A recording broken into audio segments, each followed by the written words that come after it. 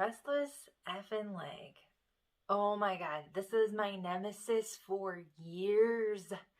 Also, ended up teaching me some big lessons about things that I was doing in my regular life that I needed to stop doing. My body was like, absolutely, this is not working for you. You need to cut this out because we're just going to keep giving you restless leg over and over and over until you do. Some of this stuff is uncontrollable. Two main causes of restless leg are buildup of toxins in the body, the liver not detoxing efficiently enough, and pathogens in the body. If you experience restless leg, you may notice that it gets worse at night and you might not have it in the day at all. So pathogens, parasites, bacteria, viruses, they come out at night when the moon is out. It's a gravitational thing. It's like the ocean tides coming in and out with the moon.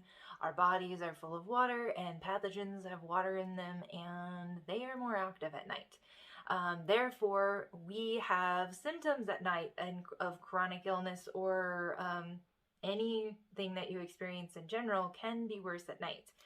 So my experience with restless leg was months and months and months throughout different years of my life of relentless restless leg. I would have not the muscle cramping. Some people have muscle cramping. That was not something I experienced. Mine was entirely neurological.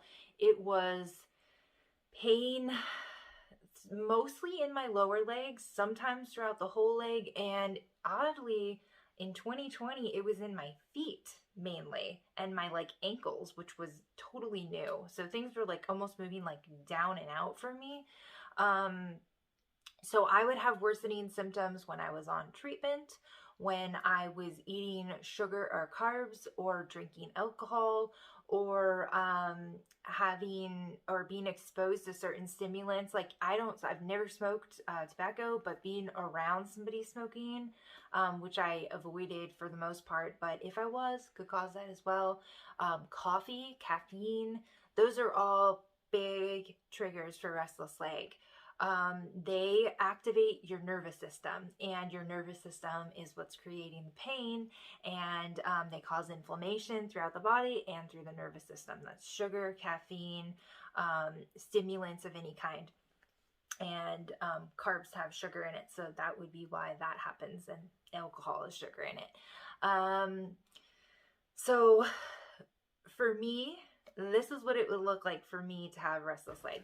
I'd be up and down all night. I would sitting there, I would start to drift off, and all of a sudden it would like jerk awake, and the pain just like radiating throughout my legs would just cause me to have to absolutely stand up. And as soon as I stood up, I would have relief from my symptoms temporarily.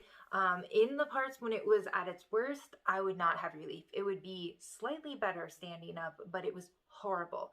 So I would jog in place for 5 minutes, and note that at these times when this was really bad, I had really bad POTS as well. So this was me standing on the edge of the bed, holding onto it with my head down, sometimes as far down as I could get it, and me moving my legs as fast as I could so that I could work that energy through, move that toxin buildup, move that extra.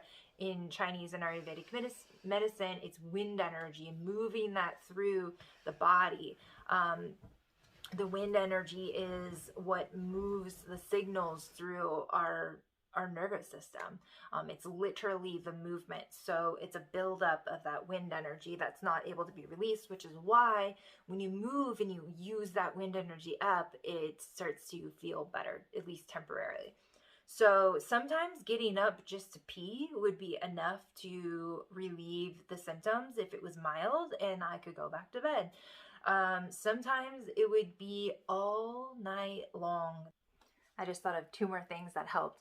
One was laying on my stomach. I found this a couple years ago that for whatever reason, laying on my side, laying on my back would be really bad. My back was the worst. If I would flip over on my stomach, it would be so much better. Now, I had major neck pain, like that was a huge problem for me, and TMJ, so laying and low back. So laying on my stomach, none of those felt good laying on my stomach, but I was able to, I'll show you here, lay propped up in a specific way with pillows, multiple pillows that allowed me to lay on my stomach as long as I got everything just right. And a lot of the times that was the only way I could fall asleep, even when in combination with other things. Another thing that I did was yoga. That really helped to move that energy through my nerves and to kind of calm it down a little bit. So doing poses where you are bending over yourself, bringing your head and heart down lower, are really, really helpful and soothing to the nervous system. So those were really, really beneficial as well. And you could do this sitting in bed, or you could do this getting up. Sometimes just the act of getting up helped a lot. So I would often get up out of bed. But if I was so tired and I just tried to sleep, I would find ways to prop myself up comfortably, bending over so that I could try to fall asleep. And there were times where I fell asleep like that because I sat like that for an hour. And it was the only way I could fall asleep, but it would calm down the nervous system enough that when I did wake up, because I was so uncomfortable in that position, I was sometimes able to fall asleep in a normal position. That I was having this. There were months where I did not sleep.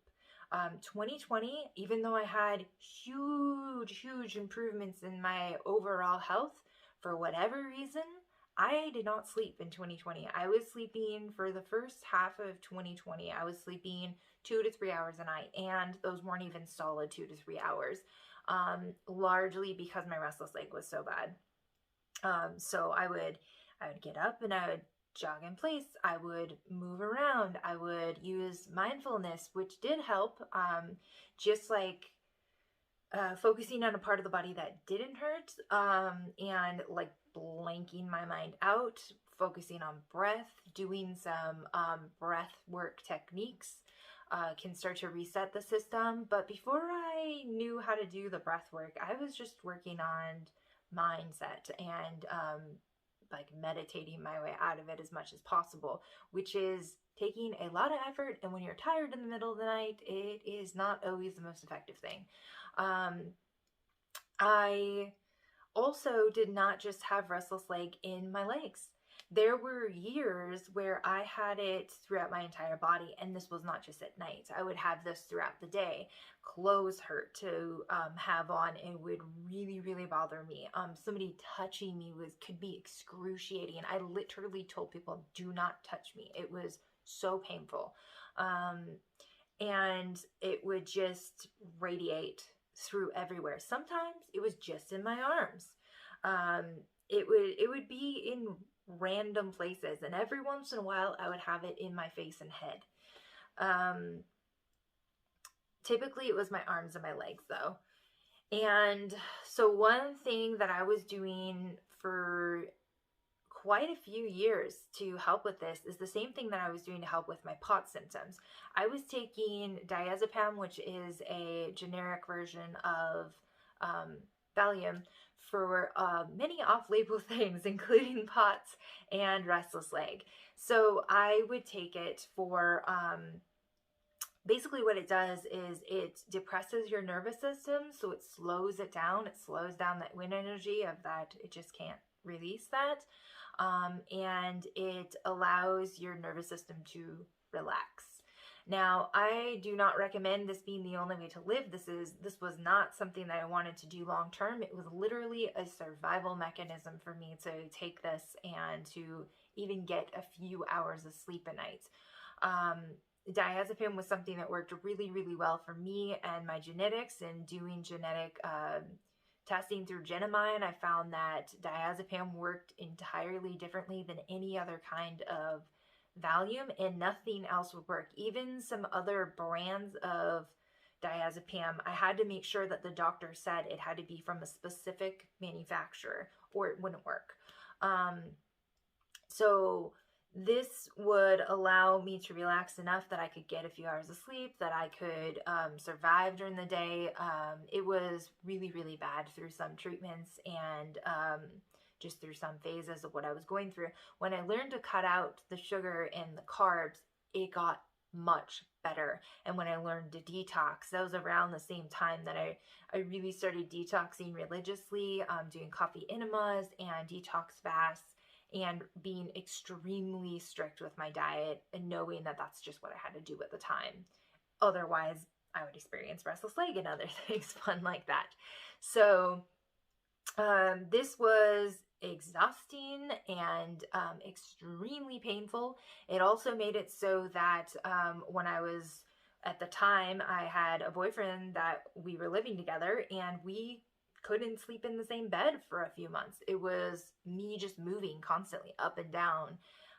It affects so much. Even riding in the car for long amounts of time was really painful. It was something that I had to keep getting up and getting out of the car and moving because my legs would start to hurt from sitting like that.